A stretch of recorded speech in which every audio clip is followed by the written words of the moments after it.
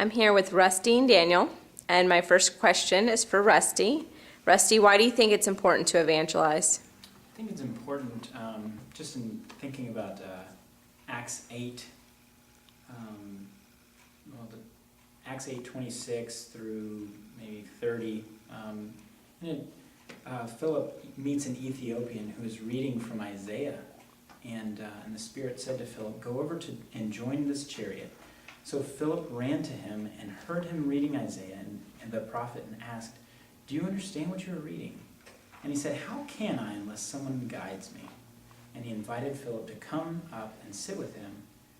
And then they read the passage, and Philip explained. And I think so often if we don't evangelize, if we don't explain what it is that they're reading, they will not be able to understand.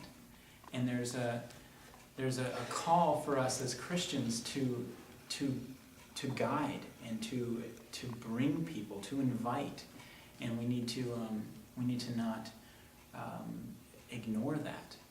We are to give a defense for the hope that we have in Jesus Christ and do the work of an evangelist. Amen. Thank you. And Daniel, the second question I have for you is, what would you tell people who aren't actively sharing their faith? I'd want to ask them what it is that they consider the greatest value in their life, and draw them out on that, because it is, I think, often we all do what we want to do. We do what we think is the most important thing in our life, and if we are not evangelizing, if we're not sharing what we claim is the most valuable thing in all the world, which Scripture says over and over, Christ is the greatest thing. You know, Paul says he considers everything rubbish that he may know Christ.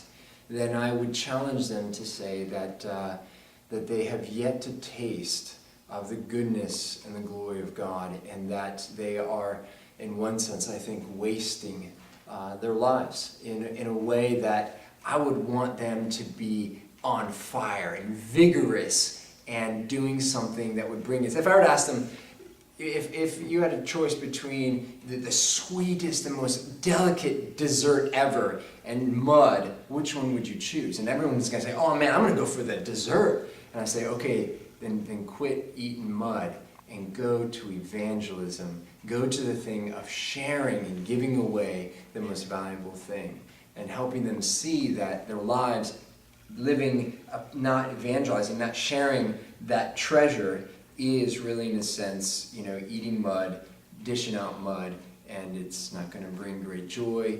And there are people who are damned to hell, and I want those people to come to know Christ. That's what I would say to them. Great. Thank you, guys.